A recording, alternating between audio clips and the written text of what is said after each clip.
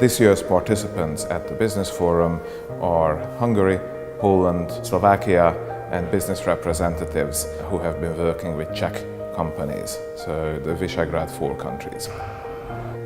The main purpose of the Central European Business Forum was to establish an initiative in Australia, in Melbourne, to educate local businesses about opportunities in Central Europe.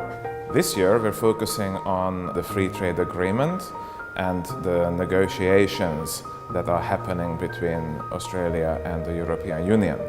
We believe that this free trade agreement will alleviate a lot of the barriers.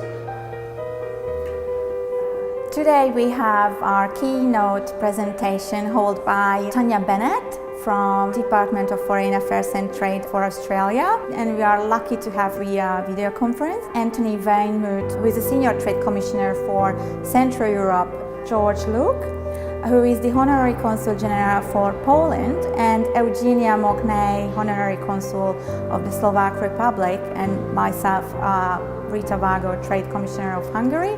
And for a business representative, we're going to have Attila Gyarmati, who is an operation manager at the Czech Sikora Living Solutions. For me, it's important to make the presence of Poland known in Australia, seeing that particularly in Victoria is the largest number of Polish-born migrants. This is my little bit to help Australia and my little bit to help Slovakia to get the going between them easier or quicker. Well, the interesting topics for us in particular are the restrictions that are put on Polish exports to Australia.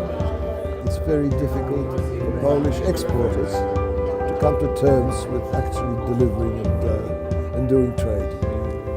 After this year's event, I hope the outcomes will be some very specific points for the Australian Free Trade Agreements negotiation team to consider.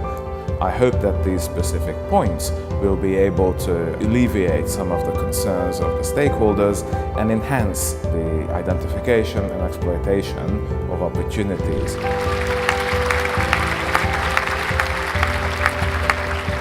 Year by year, I can see a growing demand for doing business with Central European businesses, and given the opportunities which will be offered through the EU-Australia FTA, we are going to deliver tangible resources for businesses in Europe and Australia. I see the future of the Central European Business Forum to be bright and exciting. As today marks the 5th occasion of the forum, I think this is just the very beginning. And the government is reacting to this. I think that there is great hope for the future.